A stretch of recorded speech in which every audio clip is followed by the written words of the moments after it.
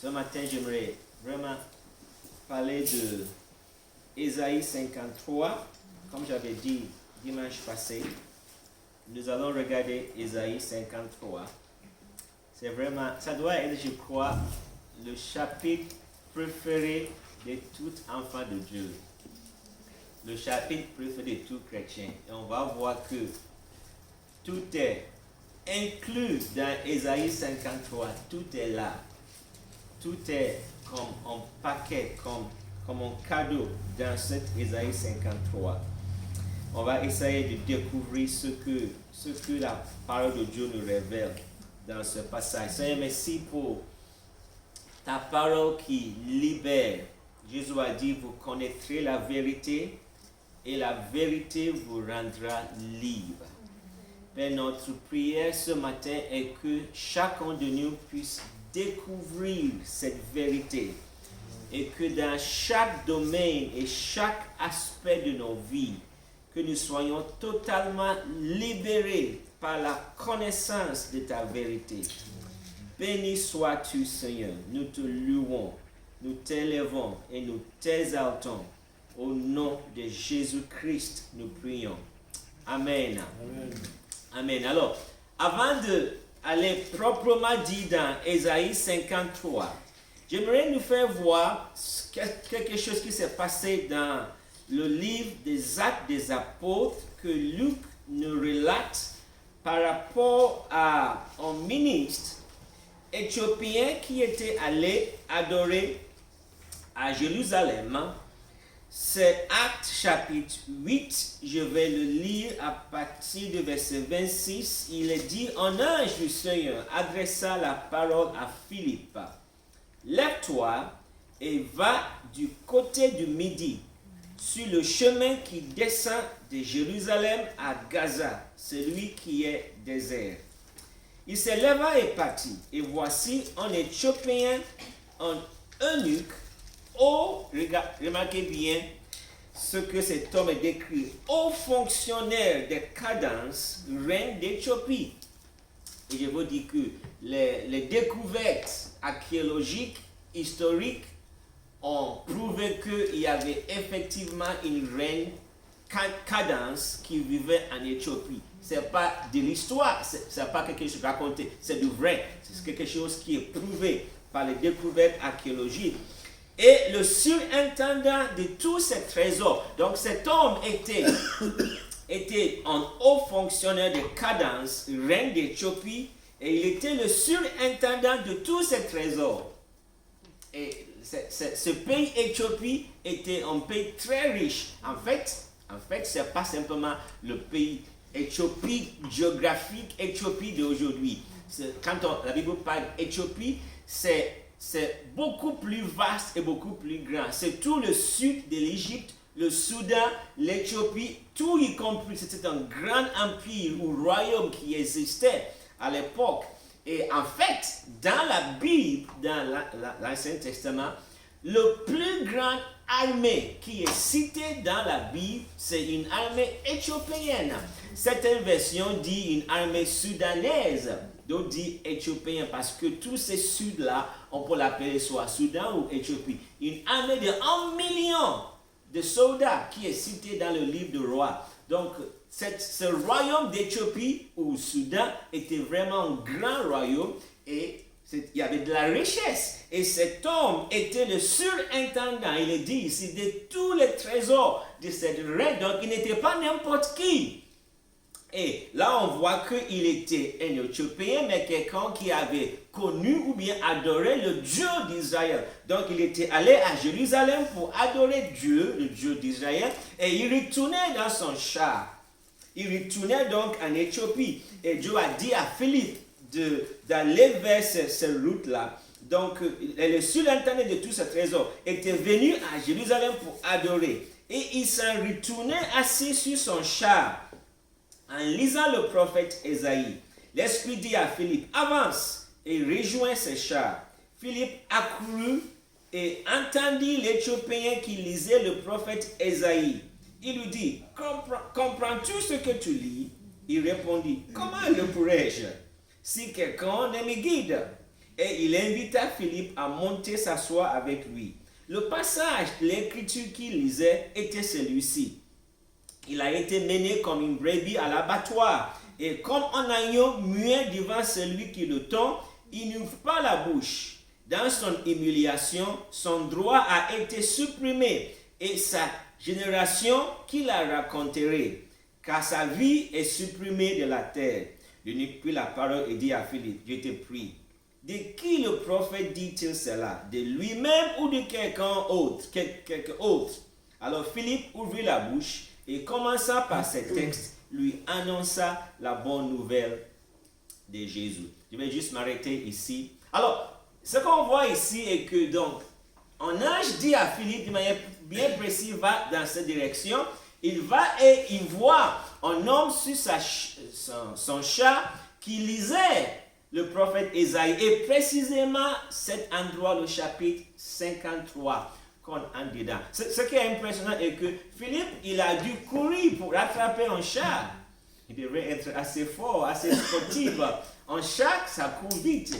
Il n'a pas simplement couru pour attraper ce chat, mais il a entendu ce que cet homme lisait.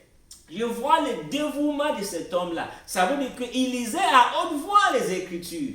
Il ne lisait pas comme nous, on le fait souvent, on le lit juste silencieusement. Lui, il le lisait à haute voix. Et j'aimerais dire que parfois, il est bon de lire les Écritures à haute voix. En fait, la parole de Dieu, c'est l'épée de l'esprit. Et quand la parole de Dieu sort de notre bouche, ça devient une épée de l'esprit contre l'ennemi. On va en parler, je crois, vendredi prochain, que la prière est aussi un combat spirituel. Donc parfois, c'est bien de prendre la parole et de le proclamer. Alors cet homme lisait à haute voix la parole de Dieu. Et Philippe l'a entendu. Et Philippe l'a demandé, est-ce que tu comprends ce que tu as de lire? Il dit, mais toi aussi. Comment je peux le comprendre si quelqu'un me l'explique? Je ne comprends rien du tout. Et c'est ça ce que j'aimerais dire que Ésaïe 53 est un chapitre vraiment que nous avons besoin d'une révélation de la part du Saint-Esprit. Une révélation de Dieu pour saisir la profondeur d'Ésaïe 53. Parce que une chose qui m'étonne est que, ce qui m'étonne beaucoup est que les pharisiens, les sadducéens, tous ces hommes, le Sanhedrin, qui étaient composés des savants de la Bible, parce que le Sanhedrin, qui était le conseil du pays d'Israël, c'était composé des hommes qui connaissaient les Écritures, vraiment dans sa profondeur. Ils pouvaient le connaître même par cœur. Alors, tous ces hommes, ils connaissaient bien Ésaïe 53. Et pourtant, ils ont fait exactement ce que Ésaïe 53 disait qu'ils vont faire au Messie. Ils l'ont fait sans se rendre compte qu'ils l'ont fait. Et même après qu'ils l'ont fait, ils ne se sont même pas rendus compte que, mais on a exécuté exactement ce qui est écrit pour se repentir et suivre Jésus. Non, au contraire, ils ont continué à persécuter les disciples qui prêchaient que Jésus est ressuscité. Mais comment est-ce qu'on peut lire les Écritures, faire semblant comme le connaître et pourtant ne pas voir cette vérité claire qui est là? Parce que je crois qu'il y a besoin que le Saint-Esprit nous éclaircisse. Il y a besoin qu'une voix soit enlevée. Les écailles, comme c'était le cas de Paul qui était Saul, que les écailles tombent pour qu'on puisse voir ce que la Bible est en train de dire. Alors ce matin, que vraiment les écailles puissent tomber, le voile puisse être dévoilé et enlevé pour nous permettre de comprendre ce que Ésaïe 53 dit. Parce que ça commence en disant exactement ce que se passait à cette ministre. On peut l'appeler comme ça de nos jours. On l'appelle un ministre éthiopien. On peut le dire ministre des Finances et de l'Économie, n'est-ce pas? C'est le titre qu'on va lui donner aujourd'hui. Le ministre des Finances, de l'Économie de la reine de Cadence. Pas la reine d'Angleterre, mais la reine Cadence d'Éthiopie. C'est un ministre. Ce qu'il a dit à Philippe, c'est exactement ce que Ésaïe 53 commence en disant. Qui a cru à ce qui nous était annoncé? À qui le bras de l'Éternel s'est-il révélé? Qui va croire à cela? Si on racontait cela, Si on racontait ce que va se passer en Ésaïe 53, qui va le croire? Comment est-ce qu'on peut l'expliquer en quelque sorte? Comment est-ce que ça peut être possible?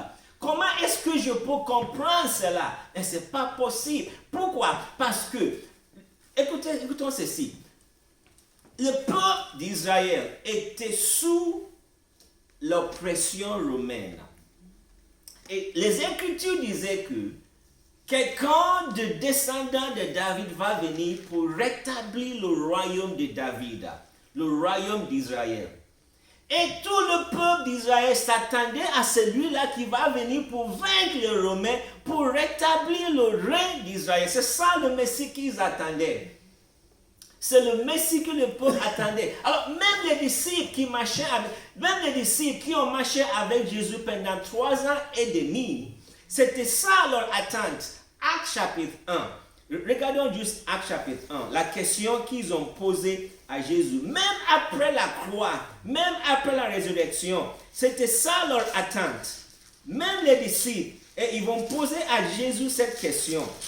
Acte 1. Alors, il est dit dans verset 6, il dit, « Oh donc, réunis, demandèrent, Seigneur, est-ce en ce temps que tu rétabliras le royaume pour Israël? » Vous voyez, il leur répondit, « Ce n'est pas à vous de connaître le temps ou le moment que le Père a fixé de sa propre autorité. » Il ne les a pas dit que votre question est totalement bidon.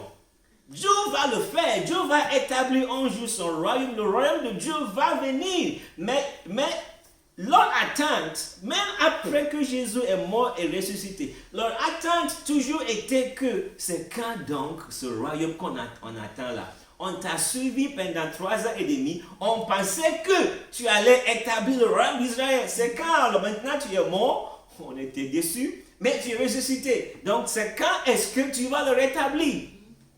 Vous voyez? Alors, si tu vois quelqu'un qui avait une telle attente, son attente était que quelqu'un va venir pour amener une victoire sur le peuple romain et puis établir le royaume d'Israël.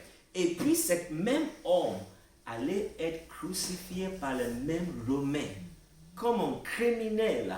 Mais qui va comprendre cela? Qui a cru à ce qui nous était annoncé? C'est le début. Mais qui va comprendre ça? Mais on pensait que c'est lui qui va nous libérer de l'oppression. Et celui qu'on va crucifier à la croix comme un criminel, c'était incompréhensible. C'était difficile pour un Israélite d'imaginer cela. Le Messie, c'est lui qui vient nous libérer. Comment il va nous libérer? Sur la croix. Alors, il faut une révélation. Il faut que le Saint-Esprit nous permette de comprendre Ésaïe 53. Parce que Jésus vient pour nous libérer des choses beaucoup plus grandes que juste l'Empire romain. Alléluia. Et il ne vient pas pour simplement libérer le peuple d'Israël. Il vient pour libérer l'humanité d'une oppression beaucoup plus forte que l'oppression romaine, de l'oppression satanique et diabolique. Il est venu pour libérer du diable. Alléluia. Pas simplement de l'Empire romain. Alors, Ésaïe 53 a besoin d'une révélation. Il nous faut une révélation pour pouvoir le comprendre. On va essayer, si le temps nous permet, de regarder ce passage. Verset 2, il dit, il s'était levé devant lui comme un rejeton, comme une racine qui sort d'une terre assoiffée. Il n'avait ni apparence, ni éclat, pour que nous le regardions. Et son aspect n'avait rien pour nous attirer. La première chose. Alors, vous et moi, chacun de nous qui est assis ici, ou presque personne sur cette terre, personne n'avait le droit de choisir ses parents avant d'être né. Personne d'entre nous n'avait le droit non plus de choisir la ville ou le village où il va grandir. En fait, on a grandi là où nos parents étaient. Donc, personne d'entre nous n'avait le droit de choisir ou bien ne pouvait choisir ses parents, la ville où il va grandir et tout cela. Mais Jésus pouvait choisir. En fait, il a choisi.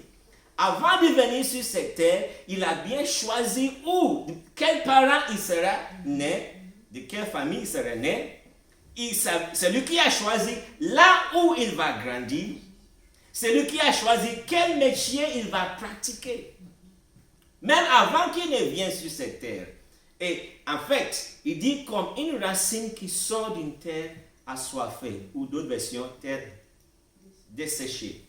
D'accord? Donc, ça veut dire qu'il a grandi dans une ville qui n'avait pas de gloire, qui était méprisée, Nazareth.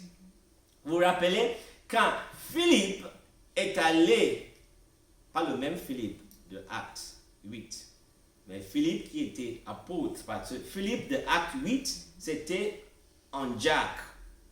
C'était lui et Étienne qui étaient, soyez comme Jacques. Mais Philippe de Jean 1, c'était Philippe l'apôtre. Quand Philippe est allé dire à Nathanaël qu'on a finalement trouvé le Messie, Jésus de Nazareth, qu'est-ce qu'il a dit? Peut-il venir de Nazareth quelque chose de bon? Nazareth? Jamais ça. Le Messie, Nazareth? Non, toi aussi. C'était comme ça. Ça veut dire que Nazareth était une ville méprisée, méconnue.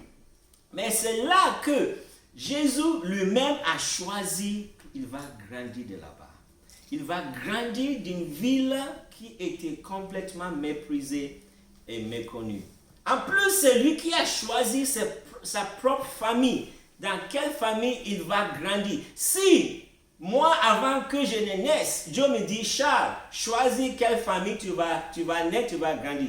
Je vais choisir une famille qui est bien à l'aise, n'est-ce pas? Qui va choisir une famille pauvre ou modeste pour naître? Disant, non, je veux quand même une vie à l'aise, où tout ce que je veux, tous les jeux à jouer, tout ce que je veux, je les ai. Mais Jésus a choisi une famille modeste pour être né dans une famille modeste. En fait, Joseph de Nazareth, parce qu'on va parler de Joseph de Nazareth et Joseph d'Arimathée. Joseph de Nazareth était un charpentier. Et un charpentier à l'époque, c'était quelqu'un avec une vie modeste. Ce n'est pas quelqu'un qui était tellement riche. Et lui-même, selon Marc 6, verset 3, lui-même était devenu aussi un charpentier. Il a pratiqué le même métier que son père adoptif. Il était aussi un charpentier. Mais, est-ce que c'est parce qu'il n'y avait pas un autre homme en Israël qui était juste? C'est vrai que Joseph de Nazareth, qui est devenu le père adoptif de Jésus, était un homme qui était juste. Matthieu 1 le dit, il était juste. Donc sûrement, il fallait que Jésus grandisse dans une famille où il sera bien élevé. Donc, sa mère était choisie. Son père adoptif était aussi choisi. Joseph était juste. Mais il y avait un autre Joseph, pas de Nazareth, mais d'Arimathée, dont la Bible dit bien précisément dans Matthieu 27, 57 qu'il était un homme riche. Et puis, Luc 23, 50 dit de lui qu'il était un homme bon et juste. Donc, si Dieu voulait, ou si Jésus voulait, il pouvait être né dans la famille de Joseph d'Arimathée. Sachez que Jésus est mort à l'âge de 33 ans et demi. Et Joseph d'Arimathée, qu'il a enlevé de là-bas, il faisait partie du conseil d'Israël. Donc, il était plus âgé, il pouvait être son père en quelque sorte, père adoptif. Donc, si Dieu voulait que Jésus soit né dans une famille riche, à l'aise, et où l'homme aussi est bon et juste, il pouvait choisir Joseph d'Arimathée. Jésus allait être né dans une famille riche, où le monsieur est aussi bon et juste, pour mieux l'élever. Mais il a choisi non pas Joseph d'Arimathée, mais Joseph de Nazareth. Alléluia. Comme une racine qui sort d'une terre assoiffée. Il n'avait ni apparence, ni éclat pour que ne le regardions. Il avait ni apparence ni éclat pour que nous le regardions. J'aimerais, à partir de Ésaïe 53, nous faire voir vraiment l'évangile que nous sommes censés prêcher aujourd'hui. Nous sommes censés prêcher un évangile qui est équilibré et qui est correct. Je suis attristé parfois quand je vois des églises où, pour être, par exemple, ce qu'on appelle en anglais ouvrier, worker, dans l'église, c'est-à-dire que soit tu es à l'accueil, soit tu es groupe de louanges, ou tu fais quelque chose dans l'église, il faut t'habiller d'une manière nickel, riche, parce que on veut promouvoir, on dit l'excellence. Le mot qui a employé, c'est l'excellence. Donc, des gens qui viennent à l'église doivent voir que c'est l'excellence. Donc, vraiment, costume, 3 pièces. On voit, on dit que voilà, c'est quelle église. Il n'avait ni apparence, ni éclat pour que nous le regardions. C'est-à-dire que Jésus n'a pas mené une vie ostentatoire. Vous comprenez? Une fois, j'ai écouté deux journalistes de CNN qui interviewaient, je ne vais pas dire son nom, mais un pasteur américain qui est très connu. Et les deux journalistes l'ont demandé, si Jésus était sur terre aujourd'hui, est-ce qu'il va rouler dans un Rolls Royce? Le pasteur a dit, oui, bien sûr, il croit que si Jésus était là, il va rouler dans un Rolls Royce. Il dit, vraiment, toi, tu as complètement raté. Tu as raté l'évangile. Parce que lui, il roule dans Rolls Royce. Mais bon, c'est pas grave quand tu roules dans Rolls Royce, mais roule pour toi. Mais ne dis pas des choses fausses sur Jésus. Vous comprenez? Ne dis pas que si Jésus était sur cette terre, il va rouler dans Rolls Royce. Rolls Royce coûte 300 et quelques mille euros. On peut acheter une voiture à 20 euros, 20 000 euros plutôt. Et pourquoi rouler dans 300 et quelques mille, presque 400 000 euros d'une voiture? Pour quelle raison?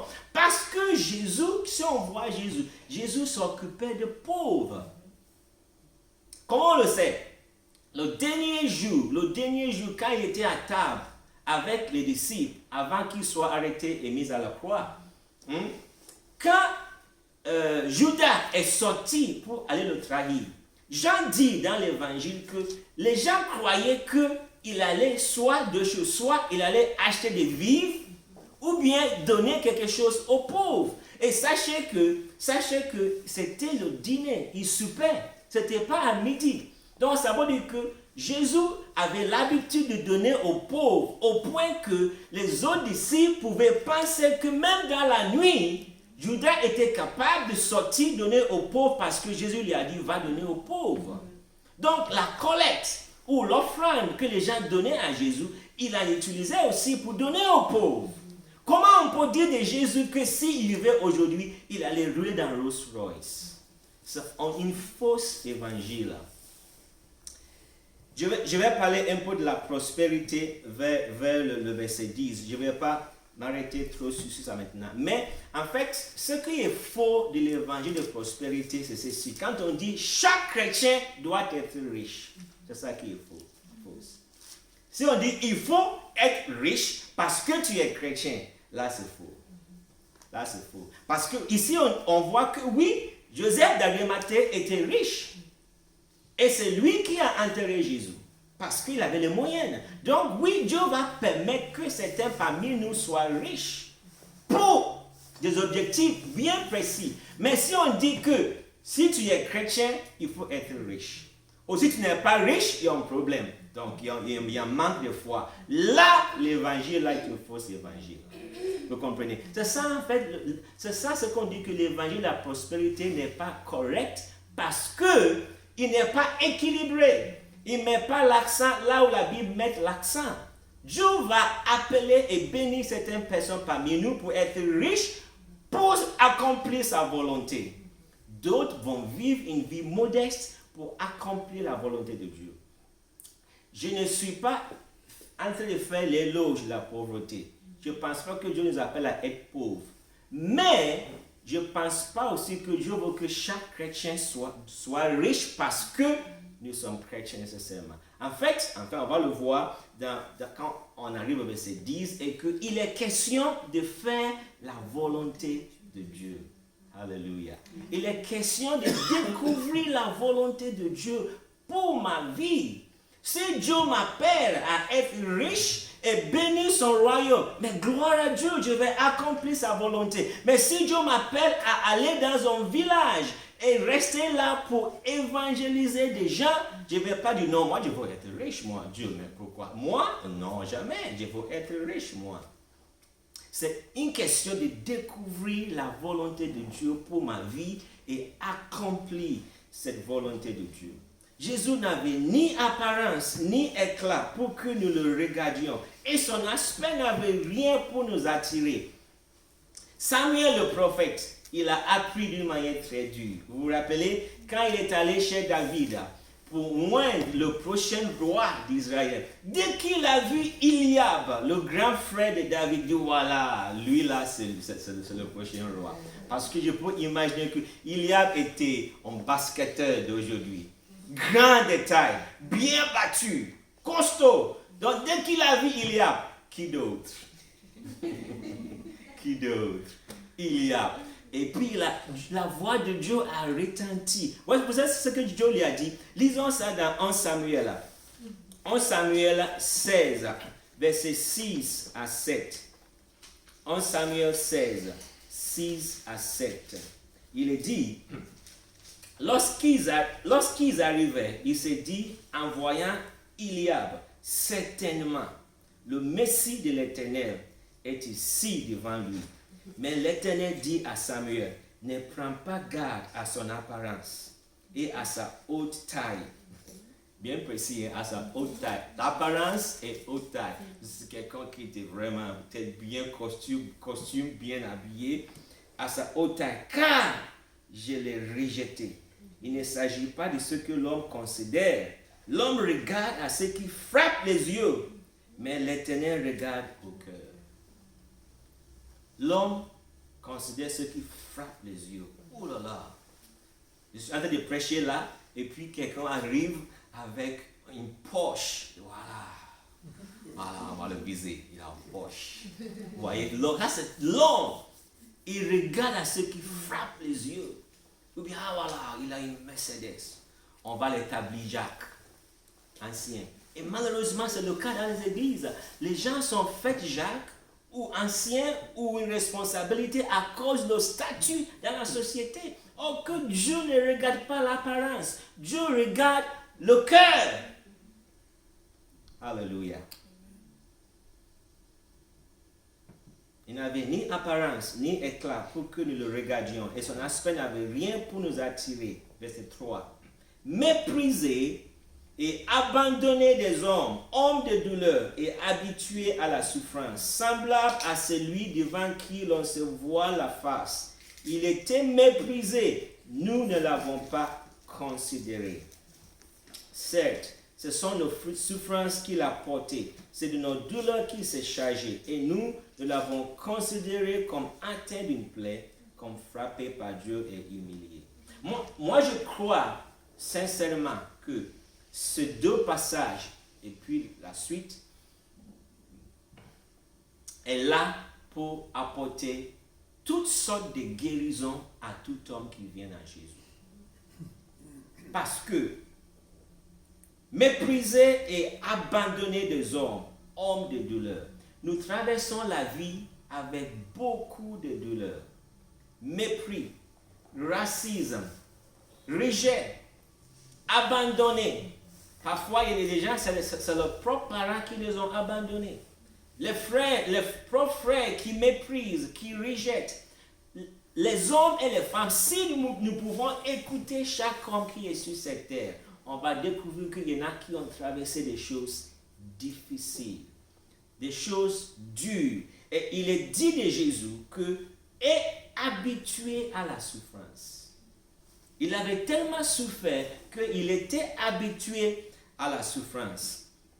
Depuis le début, c'est-à-dire que la Bible n'a pas tout raconté, mais depuis le début, en tant que tout petit bébé, ses parents ont dû fuir pour aller en Égypte.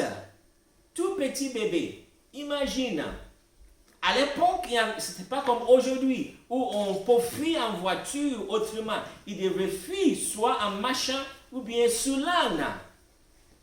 Tout petit, ils ont dû revenir pour s'établir à Nazareth, une vie qui était méprisée. Il a eu, comme on a vu, un boulot physique, charpentier. Il était un homme habitué à la souffrance. Alors, pourquoi est-ce que Jésus a traversé tout cela? Moi, je crois que pour que si je traverse une souffrance, je peux la porter au pied de la croix et recevoir la guérison. N'importe quelle souffrance qu'un homme, une femme a traversée dans sa vie, ça peut être un mépris, un rejet, de racisme, toutes sortes de souffrances. La solution, la guérison se trouve au pied de la croix. On ne doit pas limiter la guérison simplement à une guérison physique. Dieu veut nous guérir esprit, âme et corps. Alléluia. Et cette guérison, ça se trouve au pied de la croix. Jésus a porté nos souffrances. Il a porté tout ce que l'homme peut porter, nos douleurs, nos souffrances, il a porté. Si un homme a souffert dans sa vie, si une femme a porté des douleurs dans sa vie, la guérison, elle peut le trouver au pied de la croix. Alléluia. Parce que quand on vient au pied de la croix, il y a un échange. On lui donne ce que nous pèse, ce que nous accable, et il nous donne sa guérison. Alléluia. L'homme, nous traversons beaucoup de choses. Et l'une des blessures qui sont difficiles à supporter, c'est quand ça vient de nos propres parents ou ça vient de nos frères et sœurs. Ça, c'est difficile à supporter. Quand nous avons été blessés par nos propres parents. Combien de personnes sont blessées par leurs professeurs à l'école? Des paroles négatives prononcées par un professeur sur nos vies. Tous ces genres de blessures, Jésus les a connus. Et il nous donne sa guérison au pied de la croix. Écoutez ceci. Et parfois, on ne tient pas compte. Quand Jésus a commencé son ministère, est-ce que vous vous rappelez que ses propres frères ne croyaient pas en lui, l'ont rejeté? Jean 7, verset 5. Ses propres frères. Quand il est reparti à Nazareth, là où il a grandi, sa propre ville, selon Luc 4, 14 à 30, sa propre ville, là où il a grandi, ils ont voulu le jeter sur un escarpement, c'est sur une pente. Ils ont voulu le tuer. Là, mais imagine, là où j'ai grandi, là où il a grandi, ses propres concitoyens voulaient l'éliminer. Jésus a été rejeté, méprisé par tout le monde. Ses propres frères. Alléluia. Alors, si quelqu'un est rejeté, si quelqu'un est méprisé, si quelqu'un souffre, si quelqu'un traverse une douleur, Jésus le comprend. Il ne va pas dire, oh non. Il le comprend. Et il a la solution, il a la guérison. Il peut nous guérir de toutes ces douleurs. Verset 5, il dit, mais il était transpercé à cause de nos crimes, écrasé à cause de nos fautes. Le châtiment qui nous donne la paix est tombé sur lui. Et c'est par ces maîtrissures que nous sommes guéris. Alléluia. Par ces maîtrissures, nous sommes guéris. Et cette guérison, je crois, ça ne se limite pas tout simplement à une guérison physique. Guérison de l'âme, guérison de l'esprit. Jésus nous apporte la guérison. Il n'y a rien de mal d'aller voir un psychologue.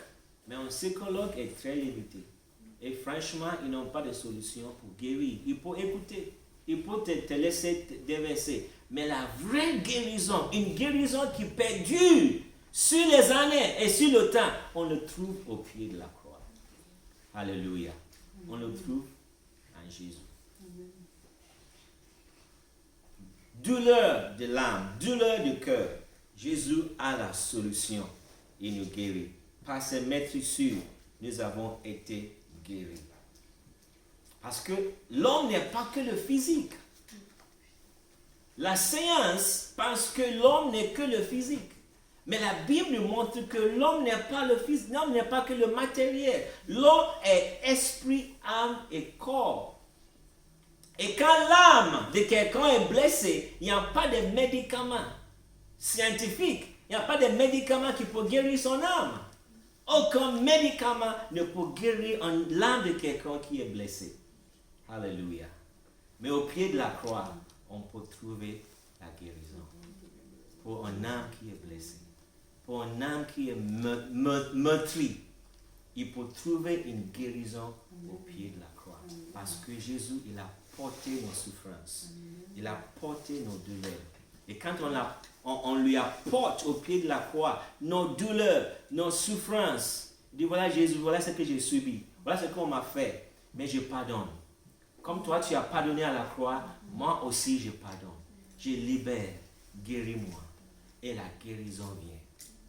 Alléluia. Alléluia. Merci Seigneur. Merci Seigneur. Nous étions tous errants, verset 6. Tous errants comme des brebis, chacun suivait sa propre voie. Et l'Éternel a fait retomber sur lui la faute de nous tous. La faute de nous tous. Ça veut dire que l'humanité tout entière. Il a été maltraité, il s'est humilié et n'a pas ouvert la bouche. Semblable à l'agneau qu'on mène à la boucherie, à une brebis muette devant ceux qui l'attendent, il n'a pas ouvert la bouche. Jean l'appelait l'agneau de Dieu qui ôte le péché du monde dans l'évangile de Jean chapitre 1.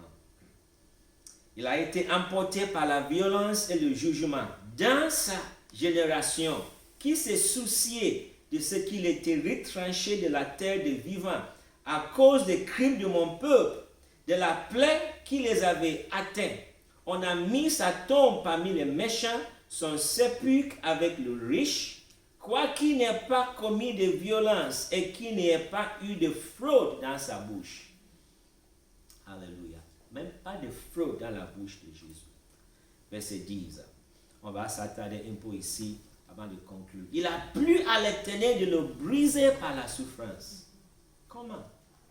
Il a plu à l'Éternel de le briser par la souffrance. Comment Dieu peut se plaire de briser Jésus par la souffrance? Parce que au travers de sa souffrance, l'humanité va trouver la guérison. Alléluia. C'est au travers de la souffrance de Jésus que nous tous, tout homme, peut trouver la guérison. C'est pourquoi il a plu à l'Éternel de le briser par la souffrance. Parce qu'au travers de sa souffrance, tout homme, toute femme peut trouver la guérison. Après s'être livré en sacrifice de culpabilité, il verra une descendance. On a vu la semaine passée qu'il y avait plusieurs sacrifices qui étaient demandés aux Israélites. Et l'une d'elles était sacrifice de culpabilité. Donc il s'est livré comme sacrifice de culpabilité. Il verra une descendance et prolongera ses jours. Et écoutez ce dernier passage de verset 10. Et la volonté de l'Éternel s'effectuera par lui. Ça, c'est ma version. Mais il y a une autre version qui dit ceci. Il a plu à l'Éternel de le briser par la souffrance. Il était devenu le sacrifice de culpabilité. Et l'œuvre de l'Éternel prospérera entre ses mains. Alléluia. L'œuvre de l'Éternel ou la volonté de l'Éternel prospérera entre ses mains. Oui, je crois à une prospérité selon la volonté de Dieu. Quand l'homme a découvert la volonté de Dieu pour sa vie, Dieu va bénir cette œuvre-là. Et cette œuvre va prospérer parce qu'il est dans la volonté de Dieu. Beaucoup de gens qui prêchent le message de la prospérité, ils utilisent ce passage dans 3 Jean qui dit que je désire que vous prospérez à tous égards, comme prospère l'état de votre âme. Oui, bien sûr. Quand je suis dans la volonté de Dieu, il veut que ce que je suis en train de faire prospère. Mais la prospérité ici n'est pas simplement une prospérité matérielle. C'est à tous égards. À tous égards. Ça veut dire que ma marche chrétienne, ma vie, ma communion avec Dieu doit prospérer. Et pourtant, on connaît des gens qui prospèrent matériellement au détriment de leur marche avec Jésus. C'est-à-dire que matériellement, ils prospèrent, mais leur vie, leur marche avec Dieu ne prospère pas, ne grandissent pas. Et ils vivent même dans le péché. Ils sont mariés, mais ils ont d'autres copines à gauche, à droite. Est-ce ça la prospérité dont la Bible parle? Je ne crois pas. La vraie prospérité est que je prospère à tous égards comme l'état de mon âme. Donc d'abord, la première chose que je dois prospérer, c'est l'état de mon âme. Ma marche avec Dieu. Ça va bien ma marche avec Dieu. Et quand je marche avec Dieu comme il faut, c'est tout à fait normal que Dieu bénisse ce que je fais pour lui. Amen. Alléluia. Amen. Dieu n'est pas méchant. Si je suis dans sa volonté et je fais ce qu'il me demande de faire, c'est tout à fait normal pour ce Dieu qui est bon et plein d'amour de bénir ce que je suis en train de faire pour lui. Et c'était le cas de Jésus. Il est dit que la volonté de l'Éternel s'effectuera par lui. Ou la volonté de l'Éternel prospérera entre ses mains. Donc, il est toute question, on l'avait vu, je crois, vendredi passé, il est toute question pour chacun de nous de découvrir la volonté de Dieu pour ma vie. Et quand je découvre la volonté de Dieu pour ma vie, je vous assure, Dieu le promet, il va nous bénir. Alléluia. Il va nous bénir. Nous sommes ses enfants. Il va nous bénir. Il va prospérer ces choses. Mais je dois dire que, dis aux gens, parce que tu es chrétien, il faut devenir riche. Ça, ce n'est pas un évangile qui est correct. Parce que la Bible nous met en garde contre le désir humain, le fait de tout simplement désirer devenir riche. Vous voyez, la Bible est très équilibrée. Dans 1 Timothée, chapitre 6, et de verset 6, en descendant, Paul écrit, il dit, « Certes, c'est une grande source de gain que la piété, si l'on se contente de ce qu'on a. Car nous n'avons rien apporté dans le monde, comme aussi nous n'en pouvons rien emporter. Si donc nous avons de la nourriture et le vêtement, cela nous suffira. » Mais écoute, verset 9, c'est ça en fait qui est intéressant. Mais ceux qui veulent s'enrichir tombent dans la tentation, dans le piège et dans une foule de désirs insensés et pernicieux qui plongent les hommes dans la ruine et la perdition. Car l'amour de l'argent est la racine de tous les maux. Et quelques-uns, pour y être adonnés, se sont égarés loin de la foi et se sont infligés à eux-mêmes bien de tout mal. Vous voyez, là où il dit, mais ceux qui veulent s'enrichir. Donc ça veut dire que ce n'est pas à moi de vouloir m'enrichir. Je dois plutôt découvrir la volonté de Dieu pour ma vie. Si Dieu, par exemple, veut que je me lance dans les affaires et que je sois riche pour pouvoir financer son œuvre, c'est ça sa volonté pour ma vie. Je peux me lancer, mais je ne dois pas me dire que je vais me lancer dans les affaires pour être riche. Si Dieu m'a appelé à être missionnaire, par exemple, je dis non, missionnaire, jamais, ça c'est une vie de pauvre. C'est pour les pauvres. Je veux plutôt être riche. Alors je me lance dans les affaires. Alors en voulant être riche ici, Paul dit, je vais tomber dans les tentations et les pièges. Est-ce que vous me suivez? Je ne suis pas contre le fait d'être riche, mais je suis contre le fait qu'un pasteur pousse tout le monde. Si tu es chrétien, alors il faut être riche. Ça, c'est un faux évangile. Ce n'est pas un évangile qui est équilibré. Nous devons plutôt conduire et amener chacun à chercher la volonté de Dieu pour sa vie. Alléluia. Amen. Et quand c'est le cas, quelqu'un même peut être beaucoup plus payé. Et quand il découvre la volonté de Dieu pour sa vie, il va laisser cette paye, ce salaire qui est beaucoup plus important pour faire quelque chose où il sera moins payé parce qu'il dit c'est ça ce que Dieu veut que je fasse. Alléluia. Dans certains pays aujourd'hui, tu ne peux pas dire à quelqu'un qui est appelé à être pasteur d'aller dans un village. Il dit quoi? Il n'y a pas de dîmes là-bas. Comment je peux aller dans un village? C'est pourquoi tu ne peux pas y aller. Parce que on prêche qu'il faut être riche.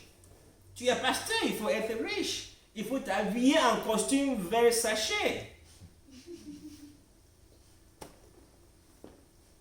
Une fois, face à face, en parlant avec un Nigérien, on était en Côte d'Ivoire, mais il est Nigérien, ça c'est pas quelque chose que quelqu'un m'a raconté, je l'ai vécu. Il m'a dit de sa propre bouche que si tu es pasteur et tu n'as pas 18 costumes, tu n'as pas encore commencé.